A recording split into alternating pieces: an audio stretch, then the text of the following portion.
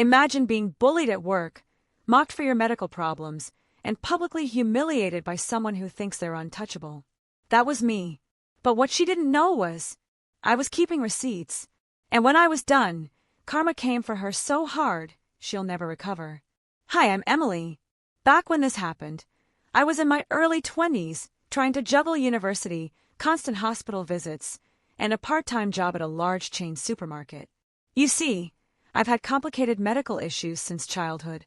At that time, we didn't even have a clear diagnosis yet, which meant I was constantly exhausted, sometimes in pain, and frequently missing work due to tests, treatments, and hospital appointments.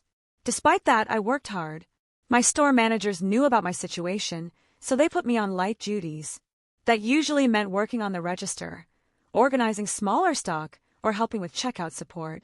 It wasn't glamorous, but I liked it. I had good coworkers. Most people were supportive and understanding. But then, she showed up. Let's call her Karen. Because, honestly, that name says it all. Karen was one of the floor supervisors. Technically my senior, but only by title. The kind of person who somehow believed wearing a cheap lanyard with Supervisor on it made her the queen of retail. From day one, she didn't like me. Whenever I'd ask for lighter duties because of my medical issues, she'd roll her eyes. If I mentioned an upcoming hospital appointment, she'd mutter under her breath, "Must be nice to get paid to sit around while the rest of us work." I swallowed it at first. I needed the job. But deep down, I knew this woman was looking for an excuse to go after me. One night, after my shift, I made a harmless joke on Facebook. Nothing personal. Just a funny little post about something silly that happened at work. Everyone at the store followed each other online. It wasn't unusual. We'd often swap shifts through Messenger or chat about schedules in the group chat. But somehow, Karen saw my post and decided this was her moment to publicly humiliate me. She left a nasty comment under my post. Wow, maybe if you spent less time joking around and more time actually working, the rest of us wouldn't have to pick up your slack. My stomach dropped. My hands went cold. I thought, did she really just say that? On a public post? Where literally every coworker can see it. I took a deep breath and replied calmly, "Karen, relax. It was just a joke." But instead of dropping it, she doubled down. She started mocking my medical issues, saying I faked being sick to get out of real work. Then she started targeting one of my friends who commented in my defense, calling her lazy and entitled. And then, Karen went full-on racist toward another coworker in the thread. It was jaw-dropping. She wasn't just attacking me anymore. She was insulting multiple employees, throwing slurs, mocking disabilities, all on a public Facebook thread while her job title and employer were listed on her profile. I sat there shaking. Half of me wanted to cry. The other half was done being scared. That night, lying in bed, I realized something important. I didn't need to fight Karen. I needed to expose Karen. And the best part, she had already done most of the work for me.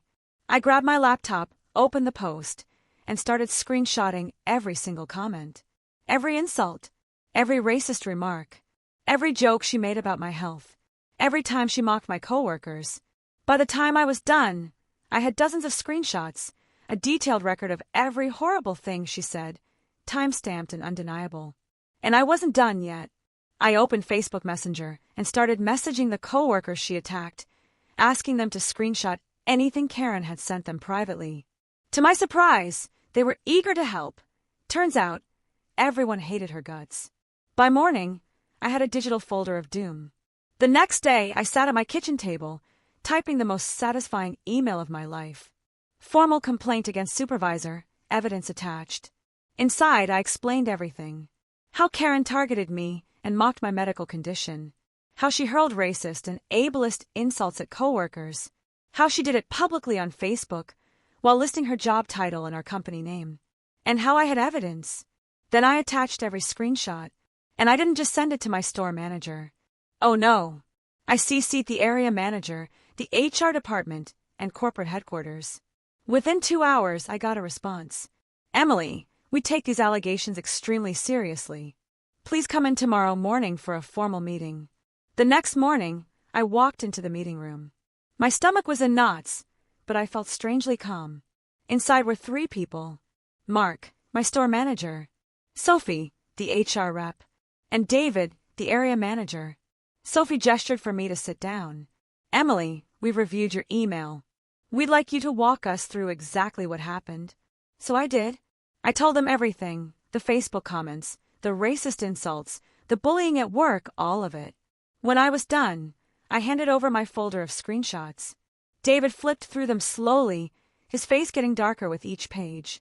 Finally, he closed the folder and said, Emily, thank you for bringing this to us. You absolutely did the right thing. And then he dropped the bombshell. This wasn't Karen's first offense. Apparently, she'd been written up before for bullying a manager at another branch for being gay. She was already on a formal warning. This was the final nail in her coffin. 2 weeks later, I walked into work and noticed something strange. Karen's lanyard was gone. Her locker was empty. Her name was removed from the schedule. I asked a coworker what happened, and they whispered, She's been terminated. HR escorted her out this morning.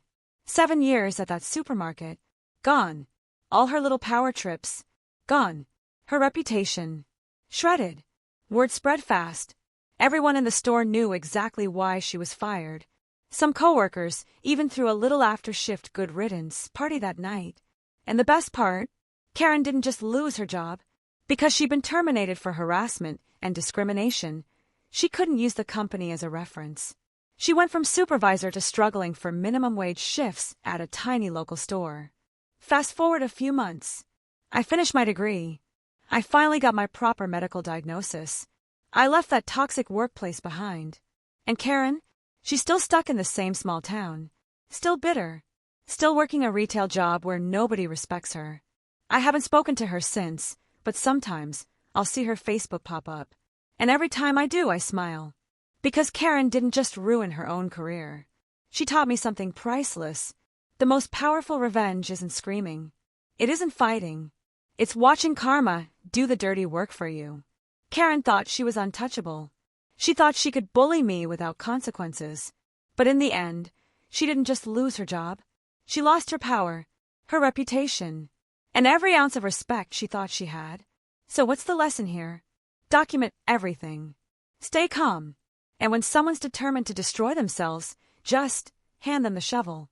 If you enjoyed this story, smash that like button, subscribe for more satisfying revenge stories, and tell me in the comments. Have you ever dealt with a toxic coworker?